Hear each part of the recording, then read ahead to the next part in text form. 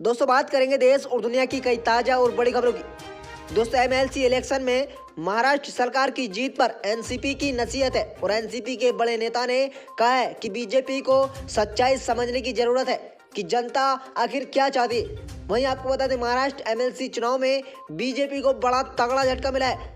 6 सीटों में से सिर्फ 1 सीट पर ही जीत मिली है।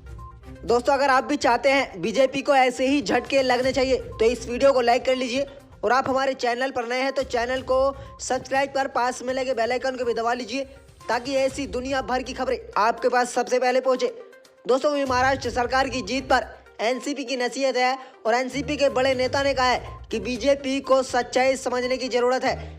महाराष्ट्र में महाविकास अघाड़ी सरकार का हिस्सा एनसीपी ने शुक्रवार और औरंगाबाद में पुणे स्नातक निर्वाचन क्षेत्रों में जीत दर्ज कर ली है। वहीं राष्ट्रवादी कांग्रेस पार्टी एनसीपी के सतीश चाहड़ ने औरंगाबाद संभाल के स्तंग निर्वाचन क्षेत्र में बीजेपी उम्मीदवार शिरीष बोलकर को मात दी है। वहीं एमवीए के उम्मीदवार अरुण लाड ने एनडीए के उम्मीदवार संग्राम देशमुख को 48,800 से अधिक मतों से हराकर चुनाव में पुणे स्नातक निर्वाचन क्षेत्र सीट पर अपनी जीत हासिल कर ली है। वहीं एमएलसी चुनाव में महाविकास अघाड़ी को जीत मिलने पर राकांपा नेता नवाब मलिक ने बीजेपी को बड़ी नसीहत दी है, जिसमें उन्होंने कहा है कि बीजेपी को सच्चाई समझने की जरूरत है।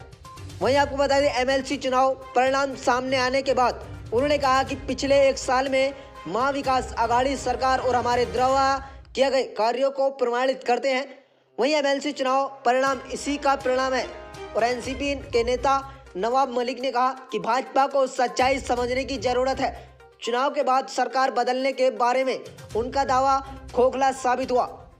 वहीं राज्य चुनाव आयोग ने बताया कि चावड़ को 1,16,638 वोटों को बोलकर वोट मात दी है।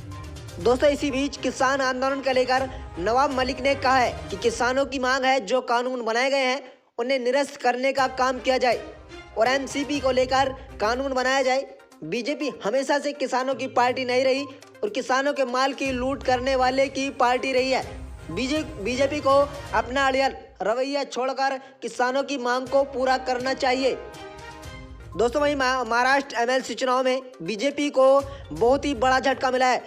6 सीटों में से सिर्फ 1 ही सीट पर जीत दर्ज हुई है। महाराष्ट्र विधानसभा परिषद चुनाव में बीजेपी को बुरी हार का सामना करना पड़ा और राज्य की 6 सीटों में से पार्टी को सिर्फ 1 सीट पर ही जीत मिली है। वहीं शिवसेना, एनसीपी और कांग्रेस गठबंधन ने 4 सीटों पर जीत दर्ज हासिल कर ली है। खास बात यह है कि एमएलसी चुनाव में बीजेपी के हाथों से उनका गढ़ नागपुर भी निकल गया है और चुनाव में हार को स्वीकार करते हुए बीजेपी के नेता प्रतिपक्ष और पूर्व मुख्यमंत्री देवेंद्र फडणवीस ने कहा कि महाराष्ट्र विधानसभा परिषद चुनाव के परिणाम हमारी उम्मीदों के मुताबिक माना जा रहा है। हम ज़्यादा सीटों की उम्मीद कर रहे थे जबकि सिर्फ 1 सीट पर ही जीत मिली है। हमसे तीनों पार्टी महाविकास अघाड़ी की सम्मेलन ताकत को अकाने में चुके हुए हैं। वहीं बीजेपी के हाथ से फिसल गया है नागपुर भी। बीजेपी के लिए बहुत ही बुरी हार इसलिए ही हुई क्योंकि वो अपने गढ़ नागपुर में भी हार गए। इन चुनावों को महाविकास अघाड़ी और बीजेपी के बीच प्रतिष्ठा की लड़ाई को तौर पर देखा जा रहा था और पूर्व में केंद्रीय मंत्री नितिन गडकरी और मुख्यमंत्री देवेंद्र फडणवीस ने पिता गंगाधर एवं राग फडणवीस इस सीट पर प्रतिनिधित्व रह चुके हैं। वहीं गडकरी 1989 में पहली बार इस क्षेत्र से जीते थे और 2014 का लोकसभा चुनाव लड़ने से पहले 4 बार जीत दर्ज कर चुके थे। वहीं दोस्तों फडणवीस और चंद्रकांत पाटिल ने प्रचार किया था कि पूर्व मुख्यमंत्री फडणवीस सहित महाराष्ट्र बीजेपी के अध्यक्ष चंद्रकांत पाटिल समेत बीजेपी नेताओं ने पुणे में भी विचार किया था, जहां विरोध गठबंधन ने जीत दर्ज कर ली है।